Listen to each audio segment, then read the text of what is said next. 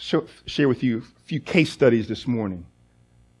I will put this disclaimer that these are not individual, these are not specific, these are not actual stories of anyone or anything that has happened here. They are generic, which means that we will all be able to identify with them.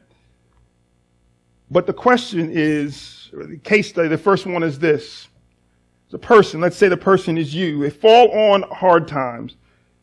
And in that downward spiral of tough times, your friends and those that are around you take advantage of your vulnerability. Could be talking about Job this morning, but a person falls on some tough times, some difficult season in their life. And in that tough time of life, people around them, around you, around us, take advantage. But then things get cleaned up and you're back up on your feet and things are restored and things are well again.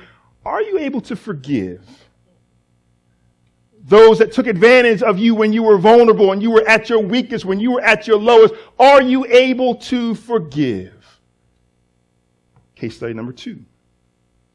An earlier version of yourself, 10 years, 15, 20 years ago, an earlier version of yourself made a foolish, youthful decision, resulting in the hurt of loved ones, great personal financial loss, embarrassment, and years of struggle. And your years of struggle and reflection of how the decisions that have been made now impact for years and years on end. Case number 3. Younger version of you spoke a foolish, careless word and ruined a once good friendship. The guilt of how that friendship ended and the stain of what it has caused has resulted in deep-seated guilt. Forgiveness, years of struggle, and deep-seated guilt.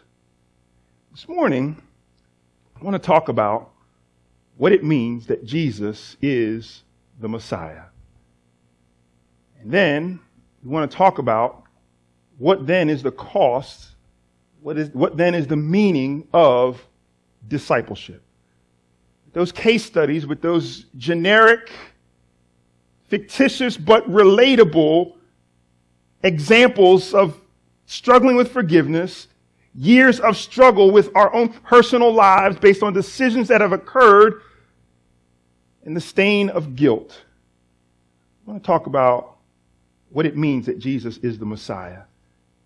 And then we want to talk about what is the cost of our discipleship. Jesus last week asked 2 questions to his disciples. He wanted to know who the people in general around town, what's the talk around town, who the people say that I am.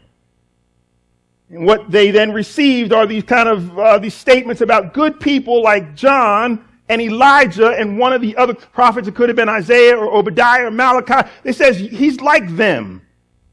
Good people who were walked with God and knew God, but they were not God, nor were they ever expected to be God. They missed the fact when the question was, who the people around town, what's the thought about who Jesus is? The highest answer they could relate it to was other people.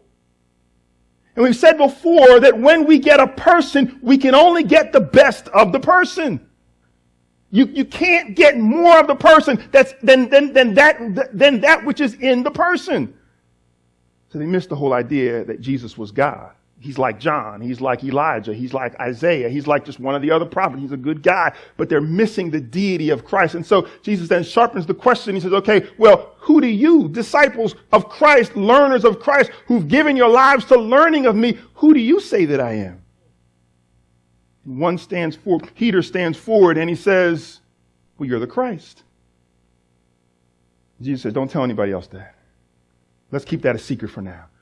He picks up here in verse 31. He says, from that point forward, for this hinge, this turning point in our study and the rest of the book of Mark, he's going to continue to teach them who he is, to highlight and to deepen their understanding of who he is, because simply confessing that he is the Christ, but not yet truly understanding what it means and surrendering to the fact that he is the Christ is insufficient. And so here he is saying, oh, he's the Christ. But in fairness to Peter and the disciples, what they could not have understood at that point is what it meant, because it had not yet been explained. See, I'll say it again. It takes more than just a simple confession. It takes more than just a waving of the hand and a coming down the center aisle and saying, I'm giving my life to Christ. If we've never truly given our life to Christ, they're just words.